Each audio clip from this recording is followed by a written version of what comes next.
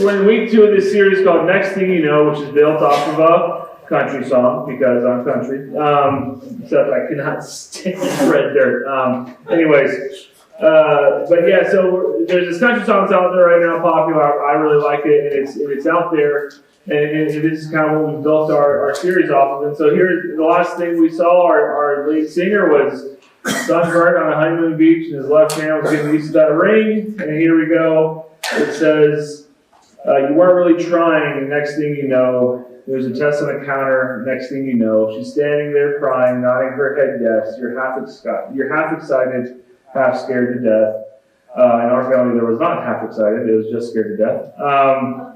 Because next thing you know, you're wearing scrubs and a funny white hat, and the doctor's saying, how you doing there, Dad? And nobody's ever called you that. And you take the drive home slow. And the next thing you know, it's the first steps, first date, first car. It's 11:01, you're wondering where they are. And then you're saying, USC's too far. It's amazing how fast 17 years can go. Next thing you know. Now, that line, it's amazing how fast 17 years can go, is so true. The time just kind of warp speeds. It just goes fast. You know, a lot of you in the room look at me going, Gary, you don't have a clue. And I know I don't have a clue, but I do know my oldest is 8. I don't know where those years went, and I'm like, okay, I'm now at the age where I don't have a clue, but I know that I don't have a clue type thing, right? Where I know, okay, the day's coming, we're going to look up, and you're like, wow, where did it all go? I'm in my 30s, I'm already at a place where decades have gone, right? And I'm going, whoa, what is going on here? And it just moves quickly. And here's the deal. The day is coming where you're going to look at your son, you're going to look at your daughter, they're going to have a car packed up. When I was in college, everything I owned could fit in my car. And so the week before and the week after a semester, I called my car my house. I was like, hey guys, do anybody want to go talk about me in my house? Because we're going. You know, like everything, you're going to sit there, you're going to see them with everything packed in their car. So we load it up. And they're going to be driving away from your home. Going out into the great big world that's theirs to discover, the places where they will work, the places where they will play, the places where they'll get education, the places where they'll live their lives. And if you're like me, you're probably going to sit there thinking, man, I hope I taught them what they need to know. I hope I taught them how to look people in the eye. I hope I taught them how to introduce themselves to strangers. I hope I taught them how to shake hands. I hope I taught them how to get up early and get to work on time. I hope I taught them how to pay bills. I hope I taught them how to open a bank account. I hope I taught them how to love God. I hope I taught them what they need to know. Because there they go. They're leaving. They're driving out the door. You're going to be sitting there like this country singer going, man, it's amazing how fast 17 years can go. Or if you're raising a millennial, how fast 30 years can go. You know what I mean? And so, actually it starts to slow down after a certain point. You're like, you know, this is really lagging here.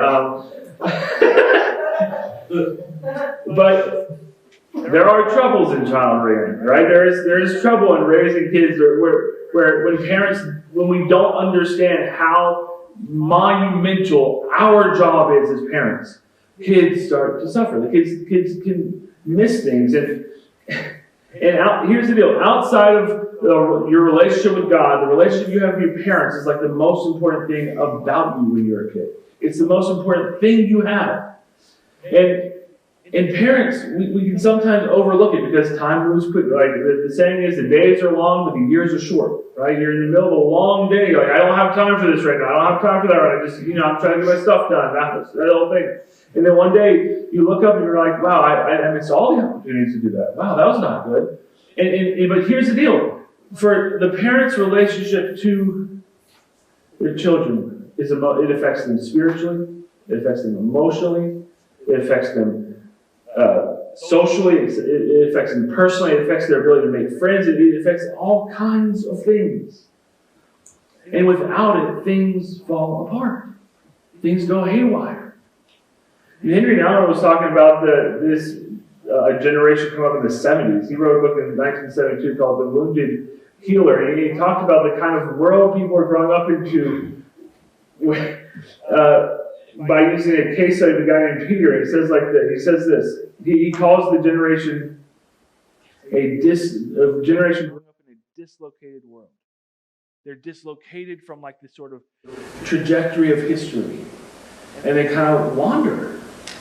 He says this: it seems that Peter has become a prisoner of the now, caught in the present without a meaningful connection to his past or future.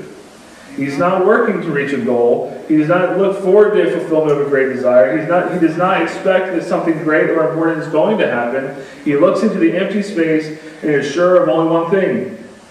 If there is anything worthwhile in life, it must be here and now. And he goes on, he says, this experience of Peter's we call historical dislocation. It is a break in the sense of connection, which men have long felt, and the vital and nourishing symbol of their cultural tradition. The symbols revolving around family and idea systems, religion, and life cycle in general. This idea that kids need to grow up in a world that hands down these things like their faith and their systems and their ideas and in a way that connects them to the people that have come to them, and it allows them to think about a connection to the people who are going to come after them. And he's saying Peter has been dislocated from that.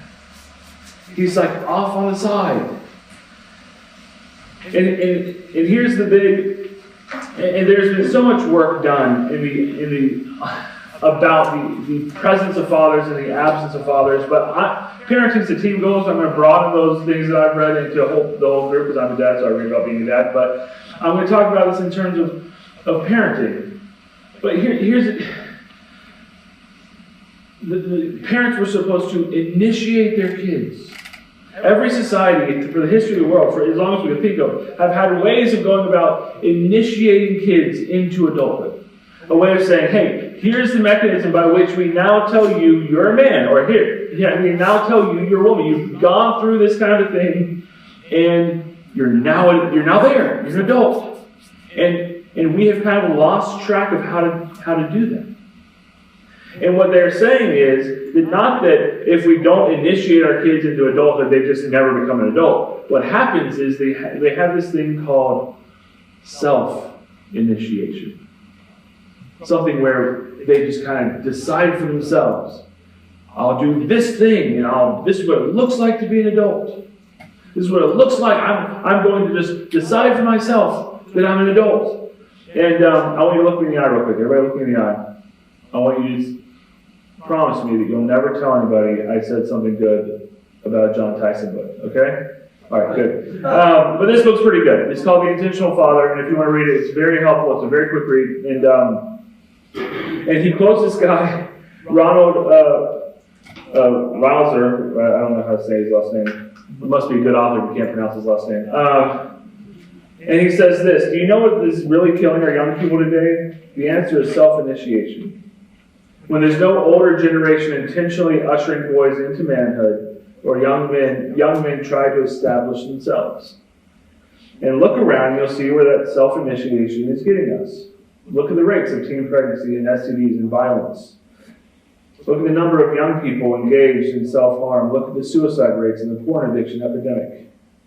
Young men have been attempting to self-initiate their way into manhood and are actually carrying their adolescence into adulthood.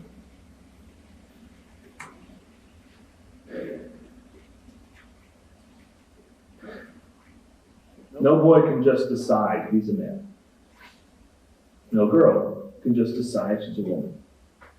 People have to come along and bring them into it and say, you're now here. And here's the sad thing. I know we have a ton of single moms across America, and it's a growing percentage of our population, but no woman, no matter how much she loves her sons, can tell her son she's a man. A man has to do that. It's one of those sad, hard realities. And women have to be the ones that kind of talk to younger girls and say, hey, this is what it looks like to be a woman.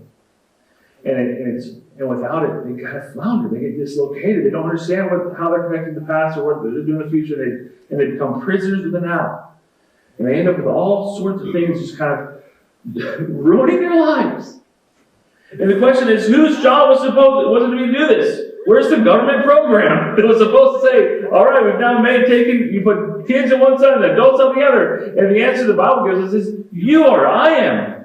In Deuteronomy it says, you talk to your kids about these things as you go along the road. Talk to them about the law when they sit down together and tie them as tassels on your hands and put them on the walls in your house so they're just around. Like you and I, we're supposed to be engaging with our kids in this way.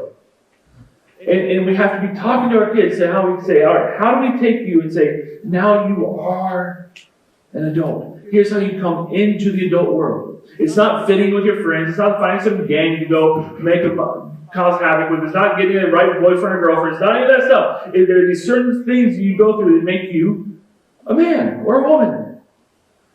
And without it, people start just guessing. This is what it looks like to be an adult. This is what it looks like to be a man. And they are dislocated from a stream of history that has come to them. The answer our passage today gives us is a wonderful one. It's a two-step process, I guess. Build your homes and launch your kids. Psalm 127 says, build your homes and launch your kids. And it goes like this. Psalm 127, unless the Lord builds the house, the builders labor in vain. Unless the Lord watches over the city, the guards stand at watch in vain. In vain you rise early, and in vain you stay up late, toiling for food to eat, for he grants sleep to those he loves. Children are a heritage from the Lord, offspring a reward from him. Like arrows in the hands of a warrior, a children is born in one's youth. Blessed is the man whose quiver is full of them. And they will not put you to shame, and when they contend with your opponents in court. So that's our passage. Build your homes, launch your kids. Now the first thing he says is build your homes. Now this is you may know this about the Psalms. The Psalms are songs and they're worship songs. People would sing these out loud. This is actually one of the Psalms of Ascent. So like as your family was going up to Jerusalem for the Passover, they would be singing they would be going through the 15 Psalms of Ascent, and this is one of them you sing together, but it's also poetry.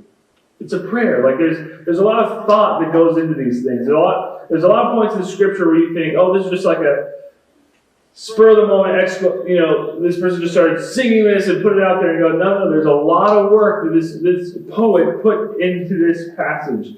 And so here's one of those things I learned this week that you're going to find nerdy, but the three of us will like it, so just give us 2 minutes, please, if you don't mind.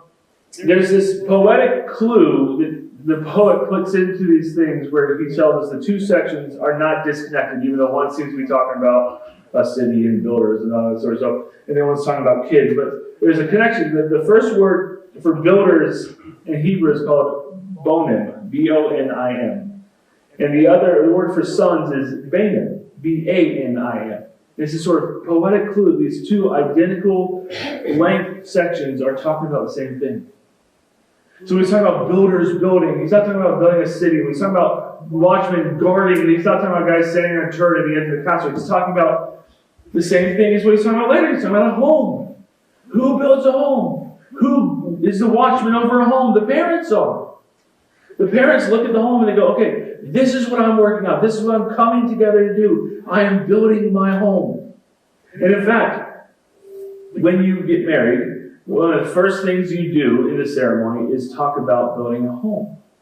All right, in a wedding, we're going in a wedding where there's all this talk, and then you get to the I do's, right? And the I do's are what you're saying I do to is this. Say, groom, do you now leave your father and your mother to establish a home with your bride as her husband, to receive her as your wife, to make a home where she'll be loved for and cared for until death do you part?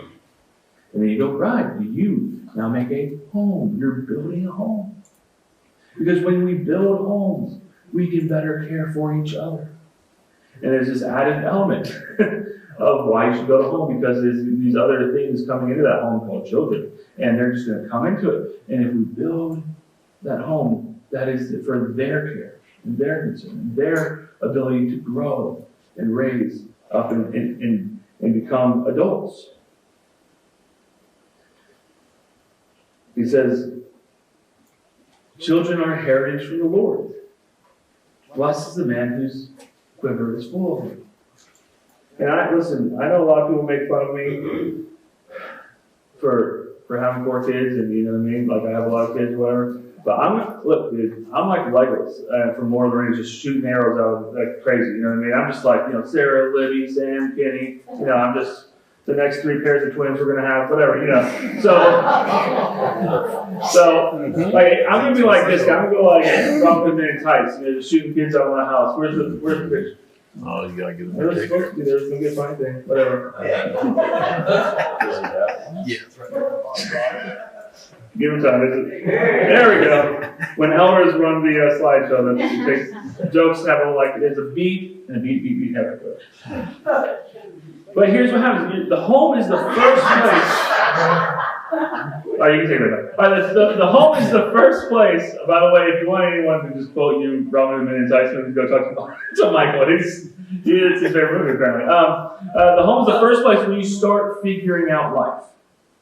What kids learn in the home, they assume is real about life. So like in a home, if there's no discipline, there's no punishment, then you grow up thinking there should never be punishment for anything you ever do. In the home, if you think there's no rules and you get into life, you think, why should I ever have to listen to rules, right? But here's the difference. In the home, your punishments are not like punishments you find out in the real world. They're punishments that don't ruin your whole life. Right? They're not, you steal something, you don't go to jail. You go, give it back. What do? Do we take things? No, we don't take things. And you handle it there, and you deal with it with a punishment that doesn't ruin a kid's life. And as the kids are interacting with each other and all this sort of stuff, they're figuring out the world. Like, for example, the other day, Kenny is trying to figure out the world, and we're riding all in the car together, and he goes, Dad, isn't it funny that Sarah's the oldest and also the meanest?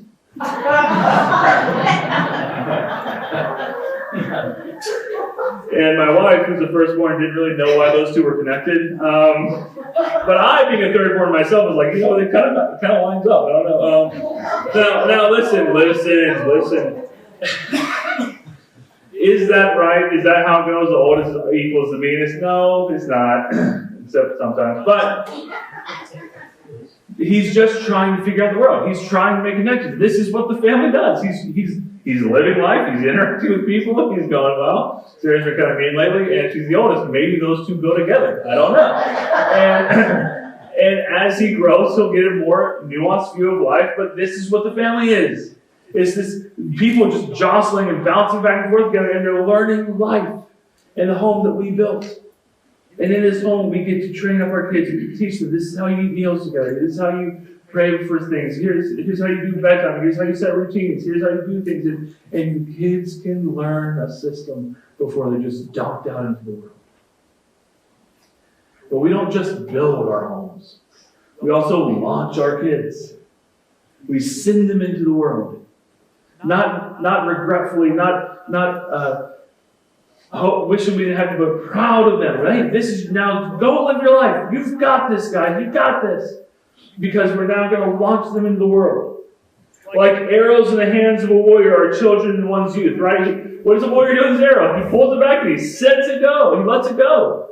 The classic verse on this comes from Proverbs. It says this, start your children off in the way they should go, and even when they're old, they will not turn from it. You launch them, you direct them. You don't just say, all right, kids, you're the boss here. You just do what we're going to do. You say if you're going to say, leave you're going to leave. I don't know. No, hey, we're going to live life this way, and our home is how we're going to operate. This is how we do. Mom and I are building this home, and you're living in it, and one day you're going to go build your own home. And the Bible says, a man will leave his father and mother, and will cleave to his wife.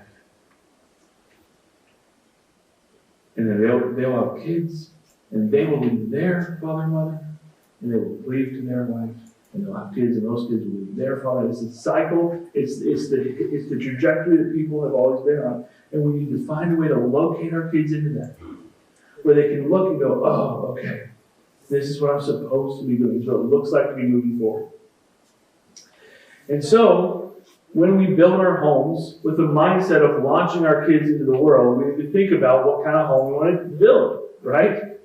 Well, we don't want to build a home where there's so much Whereas it's just nothing but a giant safety blanket where kids never want to leave, never can leave. But we also don't want to build a house that's so harsh and so cruel that kids can't wait to leave. Or we don't want our kids to just never leave. We don't want our kids to view our homes like a place, like a hellscape they can't wait to get out of. Okay? It's this nourishing, loving place where they grow up and they learn some skills and they can move forward into adulthood. So we build our homes and we launch our kids. Now, here's the question. How do we do that? How do we do that? Well, that's more of a question for you than for me. Like, I'm not in charge of your house. I'm not in charge of anybody but me, really. But there are some questions that you can ask along the way. They'll help you clarify things for this process. One of the first questions is, what do you want your kids to know? What do you want your kids to know? If we never articulate what we want to pass on to kids, it's hard to pass those things on. A simple fact of reality is this. You are passing things on to your kids. It's happening, okay? It's like habits. You can have good habits or bad habits, but you have habits, okay? You're going to pass something on to your kids. The question is what? And I know that in a vague sense, we all have things. I hope that we will be able to give this to my kids one day.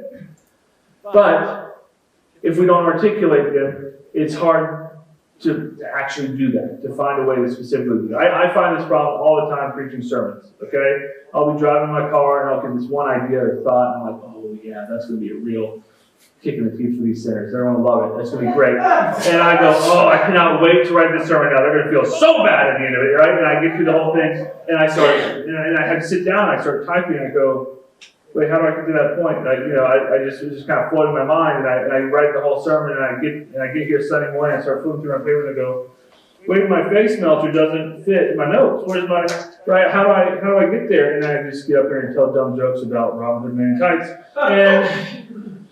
And the reason I find myself struggling with that is because in my mind, it's just kind of floating around. It makes sense to me, obviously, because I'm thinking it, but I never truly articulated why or what that's connected to or anything like that.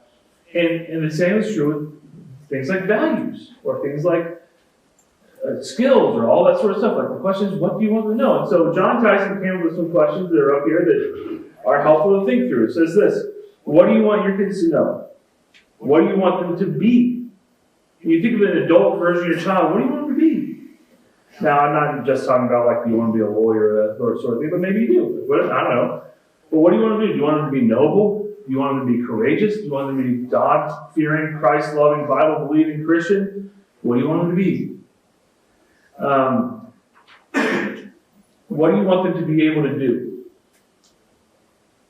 John Tyson says this: nothing is more frustrating for a child than to be sent out into the world only to be immediately confronted by practical things he doesn't know how to do. Like change a tire, change oil, do these sorts of things. What experiences do you want them to have? The question is, what do we want them to know?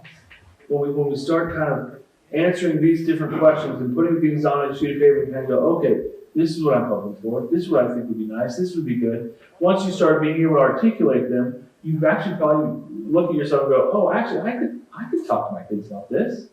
I can now do this a little better. I understand now.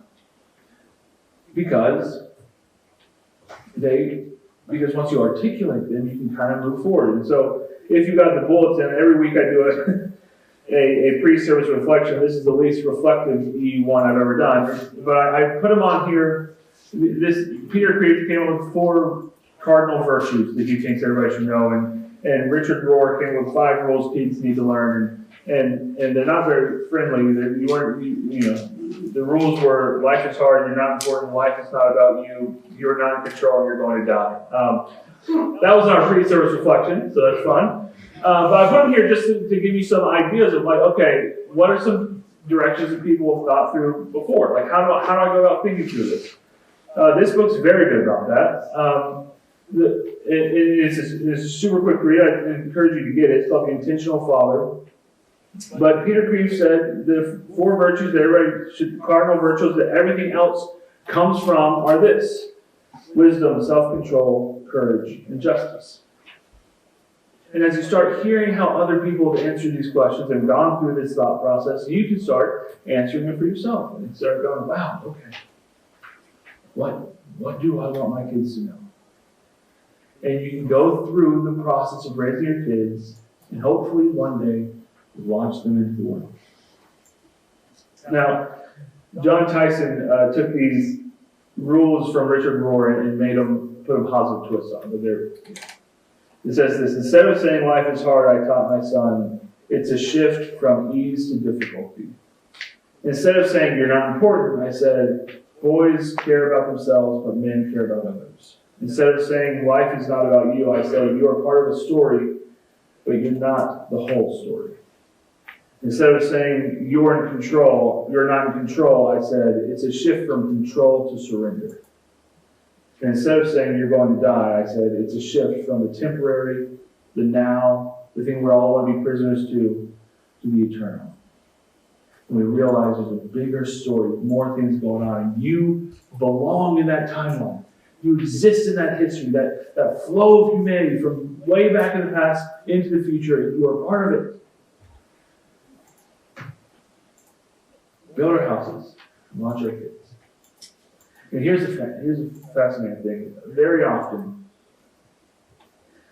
you hear people look at the world, and it's just a common thing. I remember sitting in a bar talking to a comedian who's single, not married. All his jokes are about, I don't want to tell you, but whatever. Like, I'm talking to this comedian who's godless, aimless, doesn't care, doesn't hate the Bible. It's off his radar. It's like just whatever. And he's sitting there and he's going, man, I can't even imagine raising kids in a world like this. And I go, how do you and I have the same idea right now? I don't like. And very often we view things like that. We kind of go, well, isn't it just kind of like a crazy world out there? It's like bad. Like, how can we even think about having kids? Like, it's a nightmare. And I love the end of this passage. He says, blessed is the man whose quiver is full of the arrows, kids. Because he will not be put to shame when the kids, contend with opponents in court. Now, they translate it a certain way just to give you some idea what they're talking about. Because it's actually, the literal thing is the enemies at the gate. Now, the gates where lawsuits took place and that sort of stuff, and I don't know, it's a weird verse. But I love the saying, they will contend with the enemies at the gates. Which means, if you and I are sitting here going, man, what's going on in the world right now? What are we even going to do? Do you know what we're launching our kids into when we say, build your homes and launch your kids? We're launching them into the front lines. Our kids are our reinforcements. They're coming in to join in the fight. They're going to one day stand shoulder to shoulder with us. I mean, we're going to be God-loving, Christ-following people taking the mission of the gospel into the world, and they're going to be part of it. The Israelites in the Old Testament were taken into exile into Babylon. It's the worst culture they could have imagined being taken into. It's the worst culture they could have imagined being taken into. And they're all waiting for news from Jeremiah. They're like, Jeremiah's got to tell us something. He's got to tell us something to do. Either tell us God's going to save us or what we should do to handle the situation. And they get the news, and you know what Jeremiah said? Here's how you handle living in that terrible culture and all that stuff you don't want to go be a part of. Here's how you do it. You know what he said? Jeremiah 29. Build homes. Plant vineyards. Have kids. Give them in marriage. Pray for the city you're a part of. Because as that city flourishes, so will you flourish. You say, look, the answer to any kind of culture you're worried about living in is building your home and launching your kids. Even if you're getting sent into exile in Babylon. Build your home and launch your kids. And remember what the first line says. If we build our homes in vain, if we build our homes without God, we build it in vain. we build it in vain. Let's just look in the mirror for a minute. Who are you to raise kids and be like, I'm building the next generation. I'm not a great person for that job. I don't know about your confidence level, but you're probably not any higher than mine. So what we should do is we should follow God's law, we raise our kids the best we can, go into the future, say, guys, here's the process of becoming an adult human or adult woman or adult man, and whatever success you experience, thank God for it. Because if you built it without Him, you're building in vain. There's a